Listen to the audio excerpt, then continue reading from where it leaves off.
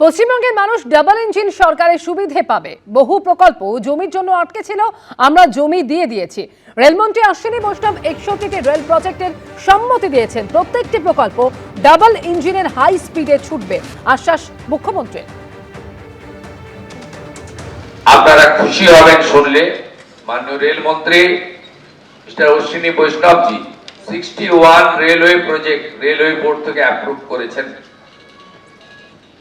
শুধু ল্যান্ডের জন্য আটকে ছিল, আমরা ল্যান্ড দেওয়ার জন্য ডাইরেকশন কনসার্ন ডিপার্টমেন্টকে দিয়ে দিয়েছি। 61টা নতুন railway project including Hili maximum হয়ে গেছে, আর একটু বাকি রয়েছে, including my Nandigram also. 6 acre জমি রাজ্য সরকার দেয়নি, 74 একর জমি রেল পুরো মাত্রায় কাজ করছে। এরকম অসংখ্য আছে। আমরা এগুলো ইতিমধ্যে ডবল ইঞ্জিনের টেস্ট পশ্চিমবাংলার পিপল পাবে। আপনাদের জোকা থেকে দমদম মেট্রো মাত্র 666 মিটার। চিংড়িঘাটাতে যে আমাদের বটল ছিল, যে জটিলতা ছিল, সেটাও আমরা ক্লিয়ার করে দিয়েছি। আমাদের এই রাজ্যে যে গুড অপরচুনিটি রয়েছে, এই অপরচুনিটিকে প্রপারলি ইউজ করে ডবল ইঞ্জিনের হাই স্পিডে আমরা ছুটবো একসঙ্গে। এখানে central government organisation, state government organisation একসঙ্গে কাজ করবে এবং বিকশিত ভারত তখনই সম্পূর্ণ হবে যখন ডক্টর শ্যামাপ্রসাদ মুখার্জির পশ্চিমবঙ্গ বিকশিত হতে পারবে। বিজেপি সরকারের নজরে এসআইআর আবহে বিভিন্ন পুরসভা থেকে ইস্যু করা বার্থ সার্টিফিকেট।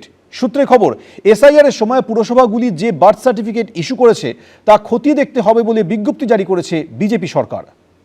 দুর্নীতি কারচুপিতে জিরো টলারেন্স নীতি নিয়েছে শুভেন্দু অধিকারী নেতৃত্বাধীন বিজেপির সরকার। বেনিয়ম দেখলেই তড়িঘড়ি অ্যাকশনে নামছে পুলিশ প্রশাসন। কাটমানি, তোলাবাজি, বেআইনি নির্মাণের পর এবার স্ক্যানারে এসআইআর আবহে বিভিন্ন পুরসভা থেকে ইস্যু করা বার্থ সার্টিফিকেট বা জন্ম শংসাপত্র।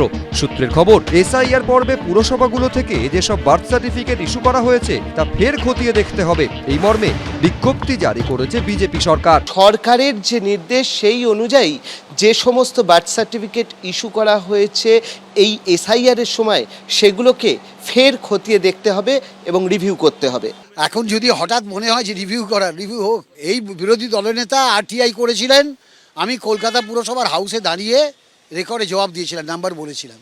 তো এখন যদি করতে চাই করুক, কোনো অসুবিধা। ভোটের আগে এসআইআর আবহে বার্থ সার্টিফিকেটে কারচুপির অভিযোগ তুলে জাতীয় নির্বাচন কমিশনের দ্বারস্থ হয়েছিল বিজেপি। মুখ্য নির্বাচনী আধিকারিক মনোজ আগরওয়ালের কাছে জাল বার্থ সার্টিফিকেট নিয়ে অভিযোগ জানিয়েছিলেন খোদ শুভেন্দু অধিকারী। তিনি দাবি করেছিলেন কলকাতা পুরসভা অবৈধ এবং অনৈতিকভাবে গণহারে বার্থ সার্টিফিকেট বিতরণ করছে। এটি প্রকৃত নাগরিকদের জন্য নয়, বরং এসআইআর চলাকালীন ভোটার তালিকা থেকে বাদ পড়ার ঝুঁকিতে থাকা সন্দেহজনক ব্যক্তিদের সুবিধার্থে এবং তাদের থাকার ব্যবস্থা করার জন্য এবার ক্ষমতায় এসেই পুরসভাগুলির তরফে ইস্যু করা বার্থ সার্টিফিকেট খতিয়ে দেখতে চায় বিজেপি সরকার। হঠাৎ দেখা যাচ্ছে অনেকজন বাড়িতেই জন্ম নিয়েছে, ওই সংখ্যাটা অনেক বড়। এটা হতে পারে না এবং এর জন্যে এটা রিভিউ নিয়ে যে কারা কারা বাড়িতে জন্ম নিয়েছে, কি ঢপে এটা হয়েছে, এটা হওয়া উচিত।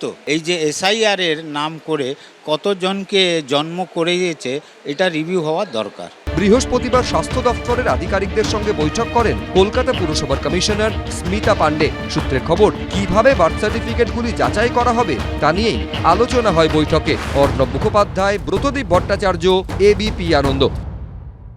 সোশ্যাল মিডিয়ায় উস্কানিমূলক পোস্ট করার অভিযোগে এবার অভিনেতা পরমব্রত চট্টোপাধ্যায় এবং স্বস্তিকা মুখোপাধ্যায়ের বিরুদ্ধে এফআইআর দায়ের করে তদন্ত শুরু করল গড়িয়াহাট থানার পুলিশ। তাদের বিরুদ্ধে জামিনযোগ্য এবং জামিন অযোগ্য ধারায় মামলা দায়ের হয়েছে। সোশ্যাল মিডিয়ায় উস্কানিমূলক পোস্ট করার অভিযোগে পুলিশে অভিযোগ দায়ের করা হয়েছিল আগেই, আর এবার সেই অভিযোগেই অভিনেতা পরমব্রত চট্টোপাধ্যায় ও স্বস্তিকা মুখোপাধ্যায়ের বিরুদ্ধে এফআইআর দায়ের করে তদন্ত শুরু করল গড়িয়াহাট থানার পুলিশ। জামিন অযোগ্য ধারায় দায়ের হলো মামলা। 2021 সালে বিধানসভা ভোটের ফল ঘোষণার দিন সোশ্যাল মিডিয়ায় এই পোস্টটি করেছিলেন পরমব্রত চট্টোপাধ্যায়। সমর্থনের সুরে সেখানে অভিনেত্রী স্বস্তিকা মুখোপাধ্যায় কমেন্ট করেছিলেন, হোক হোক। এই পোস্ট নিয়ে দুই অভিনেতার বিরুদ্ধে গড়িয়াহাট থানার দ্বারস্থ হন আইনজীবী জয়দীপ সেন। পরমব্রত যে টুইটটা করেছিল 2021-এর 2 মে বিকেল 4টে নাগাদ, সেই সময় অলরেডি পোস্ট পোল ভায়োলেন্স শুরু হয়ে গেছে এবং উনি যে টুইটটা করেন আজ বিশ্ব রগরানি দিবস ঘোষণা করা হোক, that is a clear and conscious instigation and abetment to large scale violence. আমার মতে পরমব্রতর টুইটটা directly comes under the offence contemplated under section 107 of IPC. Police সূত্রে খবর, আইনজীবীর অভিযোগের ভিত্তিতে তদন্ত শুরু করে গড়িয়াহাট থানা। এবার সেই মামলাতেই এফআইআর করে শুরু হলো তদন্ত।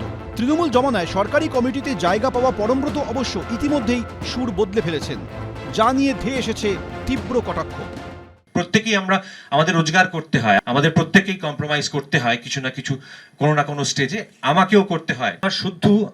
আমার সদ্যজাত সন্তানের মুখের দিকে তাকিয়ে দাঁতের দাঁত চেপে ওই জিনিসটা করেছিলাম, আমার কোনো উপায় ছিল না। তাই তৃণমূল আমলে এখন যেটা দেখলাম যে এত মানুষ, অসাধু মানুষ রাজনীতির সঙ্গে জড়িয়ে পড়েছেন, এটা আমাদের তখনকার অভিজ্ঞতায় ছিল না।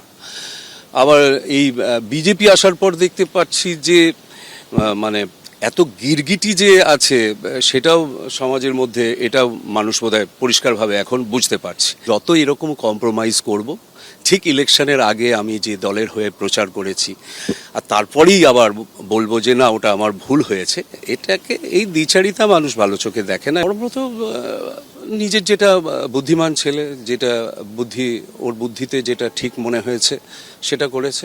আমরা বোকা মানুষ, বোকা অবস্থানেই থাকতে চাই। বৃহস্পতিবার অভিযোগ প্রসঙ্গে প্রতিক্রিয়ার জন্য পরমব্রত চট্টোপাধ্যায় ও স্বস্তিকা মুখোপাধ্যায়কে একাধিকবার ফোন করা হলেও তারা ফোন ধরেননি, SMS-এরও উত্তর দেননি। ময়ূর ঠাকুর চক্রবর্তী, ABP আনন্দ। তুমুল তর্কাতর্কির মাঝে বানচাল ইম্পার বৈঠক। বিক্ষুব্ধ সদস্যরা বৈঠক ভেস্তে দেওয়ার অভিযোগ তুললেন পিয়া সেনগুপ্তর বিরুদ্ধে। সভাপতির পদে তার প্রতি অনাস্থাও জানালেন। ইম্পার কিছু সদস্যের প্রতি অবব্য আচরণের অভিযোগ তুলে থানায় অভিযোগ দায়ের করলেন পিয়া। ফের ভেস্তে গেল ইম্পার বৈঠক। এই নিয়ে চতুর্থবার রীতিমতো ধুমধুমার পরিস্থিতি তৈরি হলো প্রযোজক পরিবেশকদের সংগঠন ইস্টার্ন ইন্ডিয়া মোশন পিকচার্স অ্যাসোসিয়েশনের দপ্তরে। শুক্রবার সংগঠনের সমস্ত সদস্যদের নিয়ে বৈঠকের ডাক দেন বর্তমান সভাপতি পিয়া সেনগুপ্ত। কিন্তু বৈঠক শুরুর আগেই প্রবল বাগবিতণ্ডায় পরিস্থিতি উত্তপ্ত হয়ে ওঠে। সভাপতি হিসেবে তার প্রতি অনাস্থা এনে সরব হন বিক্ষুব্ধরা। রাজ্যে রাজনৈতিক পালাবদলের পর থেকেই ইম্পার সভাপতির পদ থেকে পিয়া সেনগুপ্তর ইস্তফার দাবিতে সরব হয়েছেন সদস্যদের একাংশ। বিস্তর অনিয়মের পাশাপাশি আর্থিক তছরূপের অভিযোগও তুলছেন বিক্ষুব্ধ সদস্যরা। উনি খালি একটাই জিনিস বলে যাচ্ছেন, ওনার পদটা দরকার। তো গদিটাই যদি এত ইম্পর্টেন্ট হয়, তাহলে আমি তোমাদের মাধ্যমে বলছি, আমি ওনাকে একটা চেয়ার কিনে দেবো, উনি ওই গদিতে আজীবন বসুক, কিন্তু সেটা ইম্পায় নয়। উনি তো জানেন উনি সব রকমভাবে 2 নম্বরই করে ফেলেছেন। এই নিয়ে প্রবল বচসার মাঝেই ভেস্তে যায় এদিনের বৈঠক। ইম্পার সম্পাদক আশিস বন্দ্যোপাধ্যায়কেও পদত্যাগ করতে হবে বলে দাবি করেন সদস্যরা। পিয়া সেনগুপ্তকে উদ্দেশ্য করে ওঠে চোর চোর স্লোগান।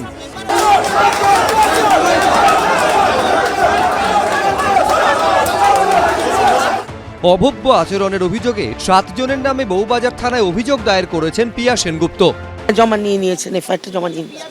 যারা যারা আমাকে মানে রীতিমতো ফিজিক্যাল হ্যারাসমেন্ট করেছে, এগুলো সবাই তাদের প্রত্যেকের নামেই। এদিকে পিয়া সেনগুপ্তর বিরুদ্ধে এদিন ইম্পার অফিস থেকে ফাইল নিয়ে বেরিয়ে যাওয়ার অভিযোগও উঠেছে।